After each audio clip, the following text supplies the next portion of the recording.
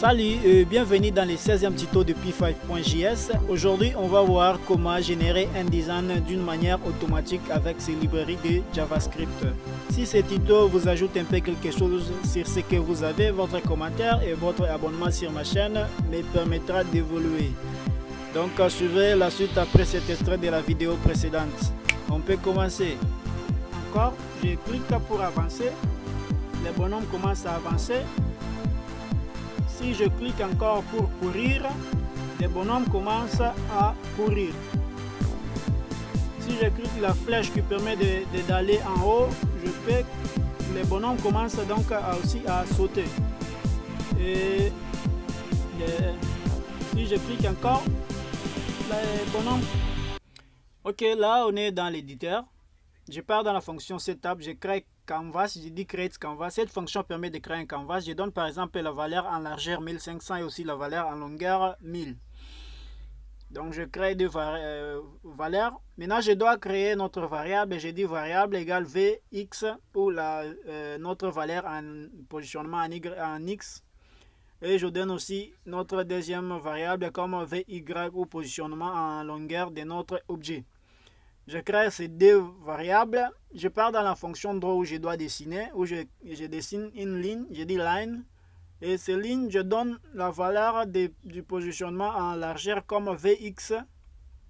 Et aussi, je donne la valeur en longueur comme Vy qui a comme valeur 100. Et aussi, je donne 200 comme la largeur et la hauteur de l'objet.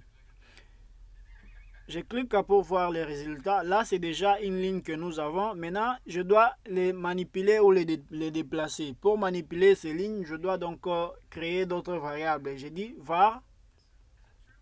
Maintenant, ces variables vont être comme des vitesses qui seront augmentées à notre positionnement. Je donne par exemple 50. Je dis var, je dis y égale vite ou vitesse en y qui sera aussi des 50 qui seront être ajoutés donc à notre variable de positionnement quand la fonction sera appelée. Ok, à partir d'ici, je pars dans la fonction draw. Dans cette fonction, je prends notre vx ou variable en positionnement en largeur et je fais plus notre valeur qui sera comme vitesse qui sera être augmentée à notre valeur de la positionnement en x où je donne x vite.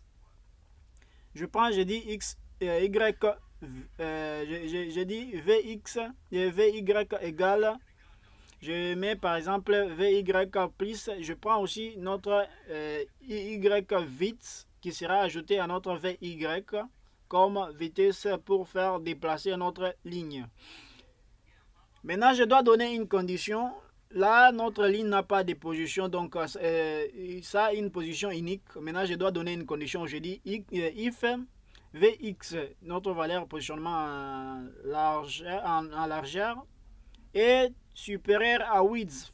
Le width, c'est la taille de notre canvas. Donc, la taille, si la ligne arrive donc à la fin de notre canvas, ou vx est positionnement est inférieur à 4 et je ferme comme ça. Maintenant, qu'est-ce qui va se passer à l'intérieur? Je prends notre y vite et notre x vite là. Je prends notre x vite égale x vite multiplié par moins 1. Multiplié par... Pourquoi est-ce que je mets multiplié par moins 1? Parce que quand la valeur s'augmente et arrive à la fin de notre canvas, qui sera être multiplié par moins 1. Et si ça se multiplie par moins 1, ça change de direction. Donc, ça retourne d'où ça vient ou ça change de mouvement. Comme c'est une ligne, ça ne peut pas retourner d'où ça vient ou ça va changer tout juste de forme. Ok, à partir de choses, j'ai fait tout juste copier-coller et je remplace tout juste ici parce que c'est les mêmes conditions aussi dans les positionnements en largeur. Et ouais, positionnement en longueur plutôt. Je change aussi là-bas. Je change X encore et là-bas je mets Y, je mets aussi Y là-bas. Là, je crois c'est terminé. Je peux essayer voir comment est-ce que ça va donner. Là, il y a le déplacement de notre ligne. Il y a un déplacement de la ligne. Vous voyez. Maintenant, ce que je vais faire là, c'est donner des couleurs à notre ligne. Là, c'est juste en black ou en noir. Maintenant, je dois donner d'autres couleurs. Donc, ici, je dois créer maintenant un tableau. C'est dans ce tableau où je vais mettre les couleurs qui vont être passées dans les paramètres de notre stroke. Je mets tab égale, par exemple, je peux mettre la couleur bleu ou blue. Je peux mettre aussi, par exemple, un yellow ou un jaune. Je peux mettre aussi, par exemple, un green ou un vert. Ok, je peux ajouter aussi, par exemple, un rouge.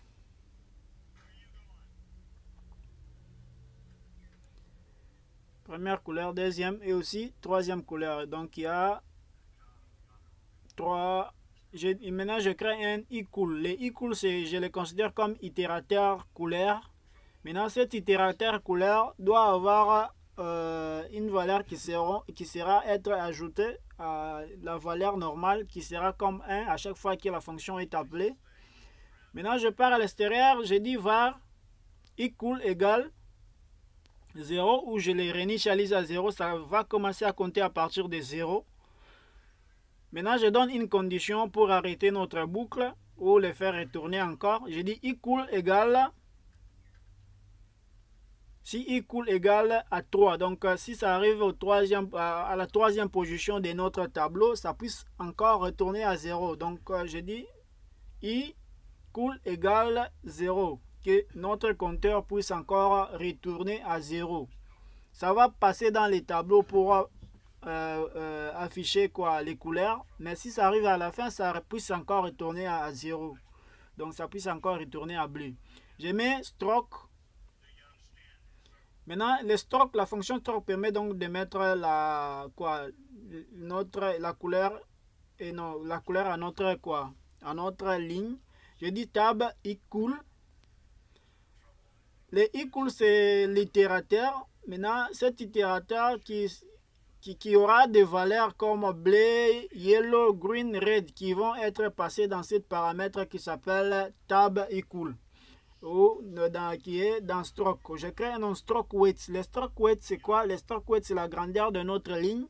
Comme la grandeur était tout petit, je peux un peu l'agrandir aussi. Je mets stroke weight. Ce sont des fonctions des P5.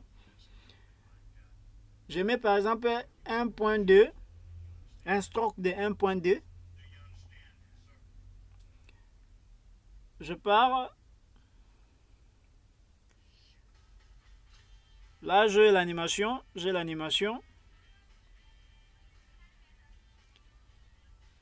À chaque fois que la fonction est appelée, il y a des couleurs, mais je remarque que les rouges ne s'affichent pas. Je peux essayer un peu de donner une autre valeur par défaut comme 4. Ok, les rouges aussi s'affichent.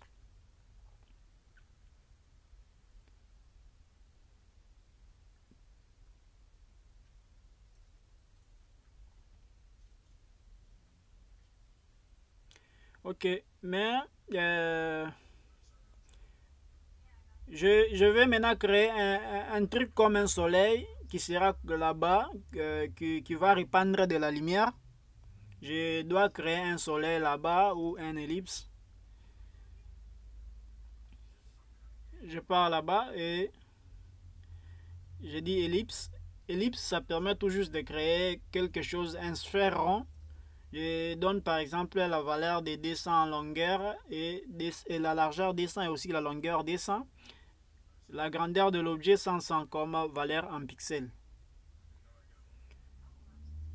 Maintenant, je dois aussi décorer notre ellipse. Pour décorer l'ellipse, je pars tout juste en haut de l'ellipse et je mets cette valeur. Par exemple, les files permettent toujours de mettre la couleur dans notre la couleur de notre rond ou notre sphère ou notre soleil que nous le considérons. Je mets yellow comme valeur, comme couleur à l'intérieur. Je dis stroke, les strokes sur les bordures de notre ellipse.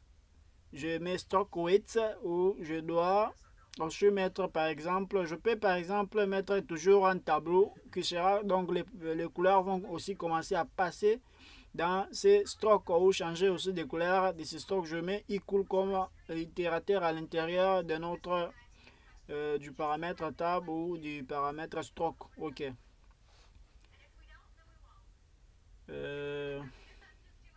Ok, au lieu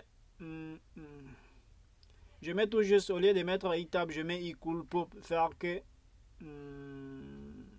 bon, faisons tout juste comme ça. Voyons voir quoi est-ce que ça va donner. Je donne stroke orange,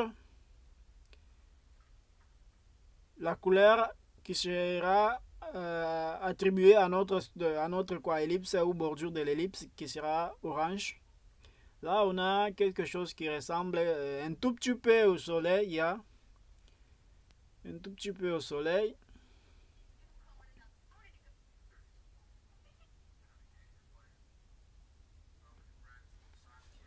Et comment est-ce que comment est-ce qu'on peut avoir ces designs en format PNG, en format JPG? Il suffit tout juste quoi?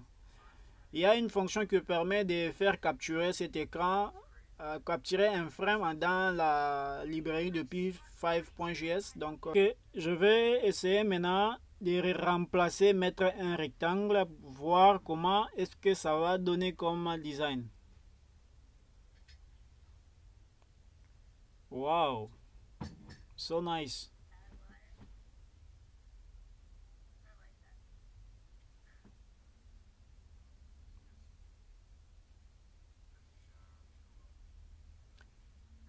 Ok, ok, pas mal, pas mal. Ok, mais si vous voulez tout juste quoi, arrêter la boucle, il suffit tout juste d'aller dans la condition aussi, donner une condition qui aura comme valeur où vous allez mettre un break pour sortir de la boucle. C'est-à-dire, vous pouvez par exemple donner si les mouvements arrivent par exemple à 1600 pixels ou 1600 quoi, itérations. Et vous donnez quoi, un break pour sortir de la boucle et les mouvements vont s'arrêter. À ce moment, on peut